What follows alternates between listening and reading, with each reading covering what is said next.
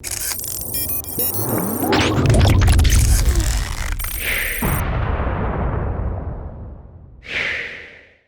what's going on, everyone? Vega here for SerpentX Tech, and it's time for our monthly series, which I missed last month.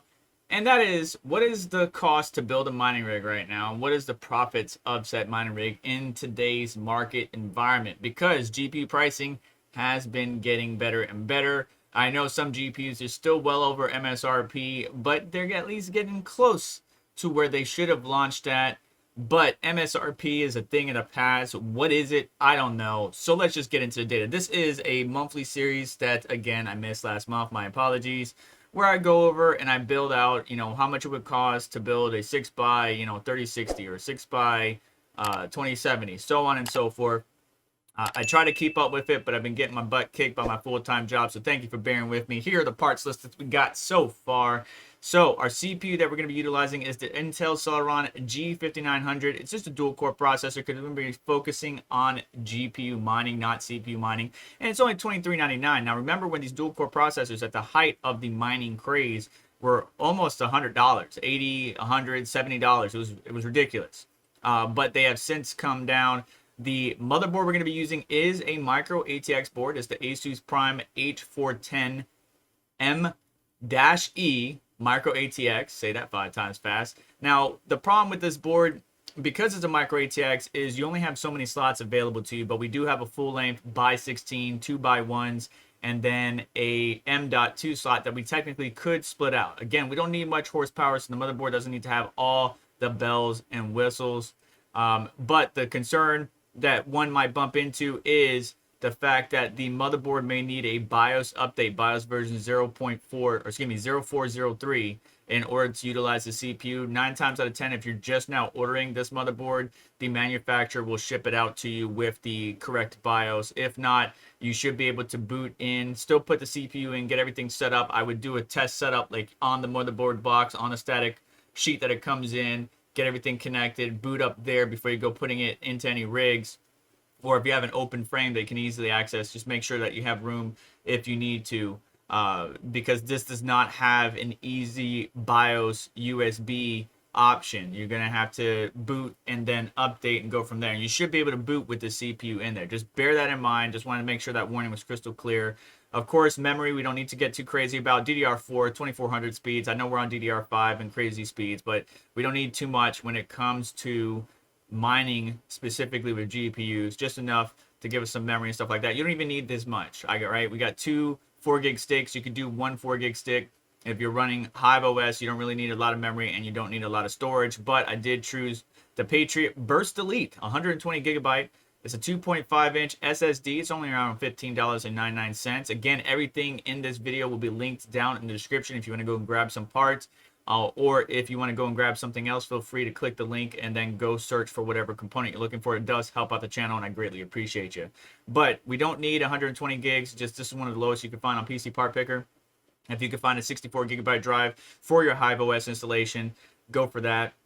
But for Windows, I recommend 240 or above. That's me specifically, and that's because the amount of virtual memory you need, page file size, after you get all the programs installed, awesome miner, nice hash, whatever you want, you start to eat up space, start to eat up that SSD, and you want to make sure you got plenty of room. If you run and fill up the hard drive relatively quickly on your Windows install, then you start to degrade its performance as well as its longevity. Moving on, the GPU. What did we choose this month? Well, I chose the RX 6700 XT. Now, we saw Red Panda Mining do a video on a new build with 6700 XT, but their prices have really made them very tasty, so to say, because the lowest one that I could find right now, and it's not even parts only, was $289.99. But look at the description here. So always double check things. Maybe some people put in things wrong, but double check the listing, stuff like that.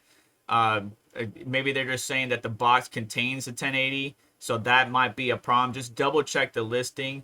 But the lowest I could find it was $390. Realistically, 6700 XT, quite true, is $390. Now on Amazon, I believe I was able to find a 20% discount, Newegg, a 20% rebate right here on Newegg, bringing the ASRock Challenger D for the 6700 XT down to $395. So that's almost on par with what eBay is showing. Because if we scroll down, we got 380, 375, 389, 380, 399, 399, so on and so forth. So if you want to get 6 of these, I averaged the price out around $390, somewhere around there. And we got to take into account, all right, well, now we're going to get 6 of these. What is the power draw? Well, the stock TDP of this card is 230 watts, but we know we're not going to run it at its full max TDP or wattage that it would draw. Typically, you can get this card down to 95 watts or lower, depending on the algorithm. You might pull a little bit more, 100 plus, if it's more core intense, stuff like that. But typically, it's going to be around 95, 90 watts, somewhere in there. So the 6700 XT is actually a really good card as far as price to performance and efficiency. AMD is really doing really good. I'm very interested to see what their next generation 7000 series brings to offer. But power supply, again, like I've always mentioned in all my build series, you can go 2 ATX power supplies, get a splitter, and go from there. I chose an EVGA GQ 1000 watt, 80 plus gold certified semi-modular power supply. It's $130 on EVGA, the main website itself. That's not a bad deal. But if you can probably go 850 ATX power supply and then combine that with a bigger power supply. Because total, what we're going to need is we're going to need about 1380, right? So that's a stock TDP 230. We're going to be needing more than 1380 watts, right? So you don't want to get exactly 1400 watts. Because if some reason something crashes, system resets, overclocks fail, you don't want it running full tilt and be at the maximum of the power supplies that you have. So, you know, we want 1600 watts, 1800 watts, somewhere in there, so we can make sure that our power supplies are running in their efficiency curve. And obviously that would depend upon the power supply you get. But what I would do is maybe get an 850 watt power supply from a reputable manufacturer, or someone that you know the components that you could trust. Because remember, we can't sleep on these no-name manufacturers that we're starting to see more and more of, because some of the components are shared between the brand companies that are known companies and the unknown companies. But we could also combine it with a parallel miner power supply, which is basically a server power supply and a breakout board. And that will give you all your PCIe connections, your 6x2, so on and so forth, and give you plenty of headroom. Now, it does depend on whether or not you're on 110, 120 or 220, 240. Is what you're gonna get out of this power supply. But if you're on, the standard at-home power for the US, which would be 110, 120, you want to make sure you got plenty of room, right? So this power supply is probably gonna be more running around 750 watts. Actually, it does say 1200 watt power supply, but I don't know if it will run at 1200 watts on 110, 120. Some power supplies will not, but just be mindful of that. Otherwise, 2 ATX power supplies would do good. Just be mindful. Again, linked in the description is powering your mining rigs, or tips on powering your mining rigs, because if you have a lot of components or items on that circuit that this mining rig is going to be on, like your air fryer, your microwave, stuff like that, and one kicks on while you're going full tilt mining, you could overload the circuit, pop the breaker, and then there you go. Make sure that you consult a local electrician if you're new to mining. Otherwise, there are plenty of good guys out there to properly power your mining rigs. Now, the last on this list is just some 5-pack of fans, the Arctic P12s. Don't be like me and get the 3-pin. Make sure you get the 4-pin PWM. And the cool thing is you can actually go to Parallel Miner and get their ZSX breakout board, and they actually have 4-pin connections in here. You can plug your fans directly into that. If you did go with a server power supply, you technically could go with 2 of these, because the ZSX breakout board, as you notice, will have the 24-pin and the CPU power for your motherboard, all the 6 pins you need to power your GPUs, your PWM, and even some SATA for, like, it splits off to a connection like a Molex and SATA. And don't use this top one right here. Use this bottom one. But there's a guide and everything on the website. I even went over it on the channel if you are going to get this breakout board. And you can take that, get 2 server power supplies, one with a normal breakout board, which looks like similar to this, where you got an on-off switch, and one with the ZSX breakout board, and that will be enough to power your rigs. Most miners do that, but you can still make it work with 2 ATX power supplies. Take all the connections, bridge the 24-pin with like a $10, $7 adapter on Amazon, and you'll be good to go. Moving on, I want to talk about other components that you might need. For example, a frame. You may not need a frame. Sorry about that. You may not need a frame. You can build a frame. You can kind of make up one, use a metal grate shelf and some 3D printed brackets. There's all kinds of great inventive ideas that the miners have come up with in which you can utilize. Remember, we were using mining crates back in the day, so just use what's available to you. If not, here's a little 6 or 8 GPU frame for under $40 if you really want it. Remember, frames were getting pretty crazy out during the early times of the mining craze, most recently. So at least that's coming down too. Then a splitter. These you got to be a little bit careful because not all of these are the same. What I mean by that is like this one would be more or less for expanding your USB ports. You can see it has 2 type C's and then 3 type A's. This is for just giving you extra USBs on your main system. This one right here is more for GPU mining. And sometimes they will come DOA or dead on arrival and then your SOL. There's quite a few of them. The Amazon choice, I can't say that's the same one I have. I think mine is the FebSmart or the S Union. Oh no, here it is right here. XT Zeit Riser. That's the one I have and I'm still using. It is 2188. But you want to grab a couple of those because remember, you're going to want to split off the 2x1 connectors down here, which is what those cards slot into. That will give you a total of 8 GPUs that you can connect. However, be mindful of your connections, your space, your power output, how much you're drawing, so on and so forth. So just be mindful. But right now we're sticking with 6 GPUs, 6 RX 6700 XTs, and what we need. Breakdown of pricing and everything is in the description. Now we're going to need some splitters. Beautiful thing is we can use good splitters from my buddy GPURisers, and we can get good risers from them as well. But there are some good splitters on Amazon. You just have to be mindful, do a little bit extra research, spend a little extra time on trying to find the correct splitters. There's some that I have and I've been using for a long time. One is called Deep in the Mines. The other one is, I can't see the manufacturer around here, but it's similar to this one. But that may not be the same manufacturer, so be careful. This one right here, the PCIe 6, blah, blah, blah, blah. More splitters right here, and then risers. All right, risers, 6-pack of risers. U-Bit's okay. FebSmart's okay. I know a lot of people that have been using it, but again, some have a bad experience, some have a decent experience. It's just the luck of the draw, manufacturing process, you know, whether they were quality checked or not. I always make sure to connect my risers via 6-pin, not via Molex. So just be mindful of that. Now, these are only like $25-30, but if you go to GPURisers, they will be a little bit more expensive, but you're getting good quality risers. And they range from, 8 capacitor, excuse me, what is it? 6 capacitor, no, 10 capacitor, 8 capacitor, 4 capacitor, 12 capacitor. So those are beefy ones. Those will probably be used for, your RTX A2000s, the ones that you would shunt mod because you're drawing so much power. You can see they got little readouts and everything on it. It's really, they've spent a lot of time tuning these risers. Otherwise, the $59.99 one would work just fine. If you want white or black, there they are. And then again, I think they have some splitters on here. They also offer adapters and a couple other things. Here's some cables and splitters right here. A little bit more expensive, but again, quality risers and splitters. So just pick and choose what you're willing to invest. And obviously be mindful and take some time to investigate some of these no-name or unknown brands. They're not no-name. They have a name. They're just unknown brands. Otherwise, we can split the M.2 on this motherboard. However, I would try or prefer to split out the 2x1 slots and still have my by 16. Otherwise, I could put one in the by 16 and one in the by 1 down here and split to where I have 8 GPUs on this one motherboard. Obviously, newer technology would allow us to split the connection because remember, in the earlier days, you only had so many lanes available, not only from the CPU, but from the chipset.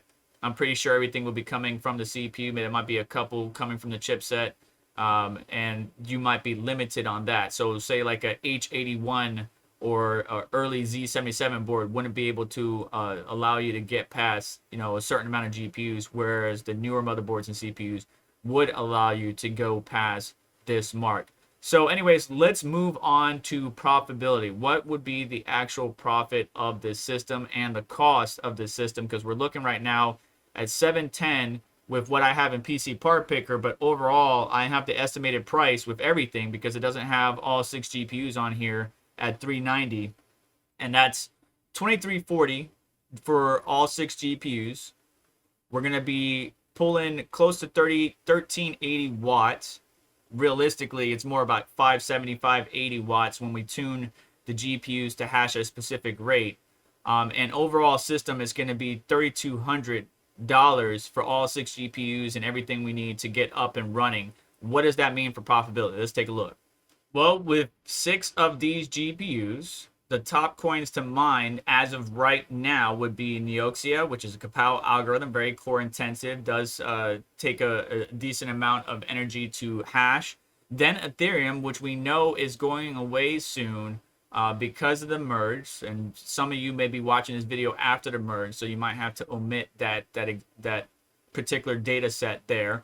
Ravencoin, Firo, and Xano. Now, Flux, Ergo, and a couple other coins do flop around and switch in the top 5, top 10, but we're really going to see how the market shakes up after the Ethereum merge. And if you're watching this more closer to the release date, we do have a September 10th meeting where all the miners are going to be talking about the merge if you're interested on that at 8 p.m. Eastern Standard Time. Moving on, Neoxia, with the hash rate we would get from these cards at this power draw of 720 watts, 10 cents per kilowatt, 1% fees, and $3,200 hardware cost, we're looking about an average of $5.94 in profit per day after we pay for electricity. And the break even on our hardware, or a return on that initial investment to get all this hardware, would take almost 540 days.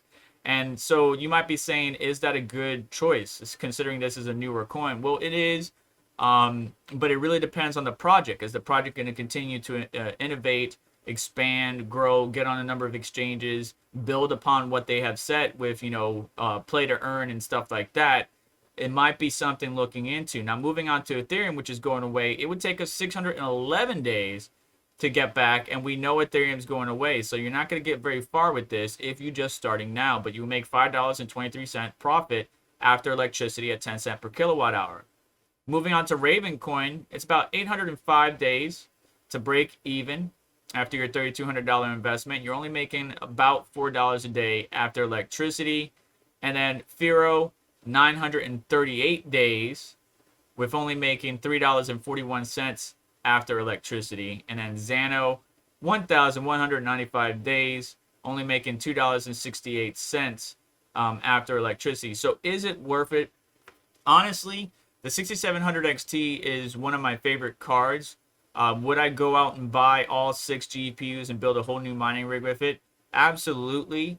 But that's because my mindset is crypto mining will continue. Even with Ethereum merge coming upon us and switch to proof of stake, there will be other coins to mine and new coins that have yet to enter the space that we can play around with. There's actually a lot of coins that aren't on whattomine.com and other mining calculators because they're not listed on certain exchanges or a number of exchanges that these calculators pull their data from.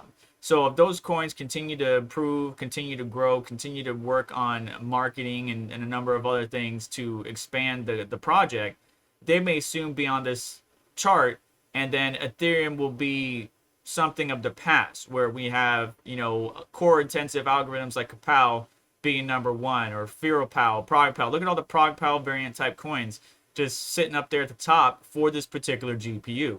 So I don't see it going anywhere. Flux, I hope they make a strong push. Ergo's always been a good coin to keep an eye on. And there's other coins like Ethereum Classic that may take over.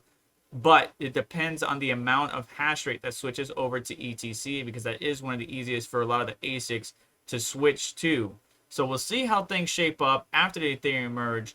But right now, I would say the 6700 XT is a good option. If you want to wait for the 7000 series to come out to see if that would be a better choice, I will have that data to you as soon as possible. Otherwise, you may want to get yourself a pretty decent card for a decent price, because these prices may just get better. I speculate heavily that the prices of these GPUs all across the board will get better as the merge actually happens, and a lot of farms, large, mid-scale, small-scale, release their GPUs that they have that we're hashing into the secondary market, and then we're able to get these GPUs for, say, 300 flat or 280 or something like that.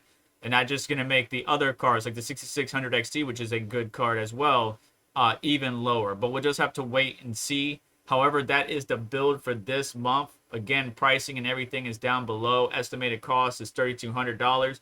Is that something you're willing to put down right now and get 6 of these cards to start hashing away when you're only making roughly what, $7, $6 a day after electricity costs? Because electricity costs can be more expensive for you than it is for me. 10 cents per kilowatt hour doesn't apply to everybody in the world. Some people are paying 30 cents, 40 cents. So make that determination for yourself. I just bring you the data. Let me know your thoughts down below. What cards are you interested in? Are you waiting? And what are you waiting for? What are you most interested in? Let me know down in the comments below. But that's going to do it for today's video. Please do me a favor. On the way out, hit the like button. Make sure to get subscribed, hit the notification bell, and hit the, well, stay up to date. Not hit the date. Stay up to date. And check out links in the description that help support the channel, like the Amazon links and various affiliate partnerships down there that help out the channel. And I greatly appreciate your time. Y'all take care. I'll catch you next one.